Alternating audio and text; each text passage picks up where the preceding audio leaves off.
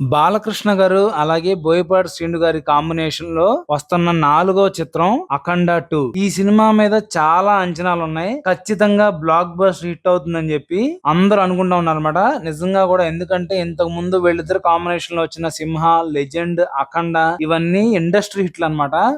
వీటి ద్వారా చాలా పెద్ద హిట్లు కొట్టారు. బాలకృష్ణ గారి కెరీర్ లో ఇవి చాలా పెద్ద హిట్ల కింద ఉన్నాయి. వాళ్ళ కాంబినేషన్ మీద కూడా ఈ సినిమాలతో బాగా ఎస్టాబ్లిష్ అయింది అనమాట.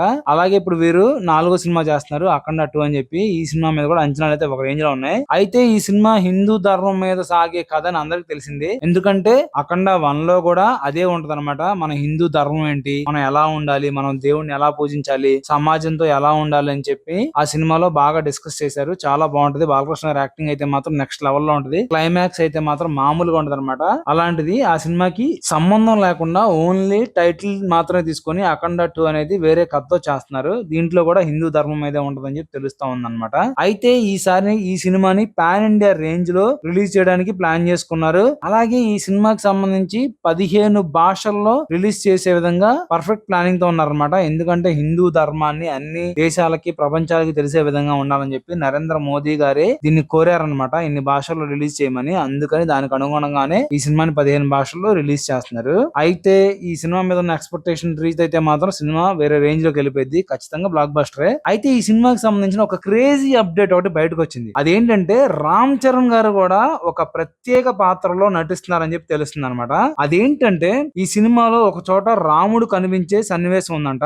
అది కూడా రాముడు చాలా యంగ్ లుక్ లో కనిపించాలని చెప్పి తెలుస్తా ఉంది. దానికోసం చాలా మంది చూసారంట. అయితే రామ్ చరణ్ గారు అయితే బాగా యంగ్ లుక్ కి బాగా సూట్ అవుతారు. పైగా ఆయన బాడీ కూడా చాలా వరకు ఫిట్ గా చాలా బాగుంటది. అలాంటిది రామ్ చరణ్ గారిని ట్రై చేస్తే బాగుంటది అని చెప్పి డైరెక్టర్ బోయపాటి శ్రీను గారు బాలకృష్ణ గారిని అడిగారంట. బాబు ఇలాగా రామ్ చరణ్ గారిని అడుగుదాం అనుకుంటున్నాం, ఆయన అయితే చాలా బాగుంటారు, చాలా ఫిట్ గా ఉంటారు, మరి మీకు ఓకేనా బాబు అని అడిగారంట. అడిగితే బాలకృష్ణ గారు కూడా సంతోషించి ఒప్పుకున్నారు. ఒప్పుకొని పైగా నిజమేనండి, రామ్ చరణ్ బాబు అయితే చాలా ఫిట్ గా ఉంటాడు. ఈ యంగ్ లుక్ లో ఉన్న రాముడికి అయితే ఆయన చాలా బాగా సూట్ అవుతారు. తనైతేనే ఈ పాత్రకి న్యాయం జరిగిద్ది. అలాగే తను మన సినిమాలో ఉండడం అనేది మనకి చాలా మంచిది. తను గ్లోబల్ స్టార్, పాన్ ఇండియా లెవెల్లో బాగా క్రేజ్ ఉంది. తను పాన్ ఇండియా స్టార్ కావడం కాబట్టి మనం ఈ నిర్ణయం చాలా బాగుంటది, మనం ప్రొసీడ్ అవుదాం అని చెప్పి చెప్పారంట. దాంతో బోయపాటి గారు ఎగిరి గంతేసి రామ్ చరణ్ గారిని కలిశారని చెప్పి తెలుస్తా ఉంది. రామ్ చరణ్ గారు కూడా కథ మొత్తం విని ఆ పాత్రకి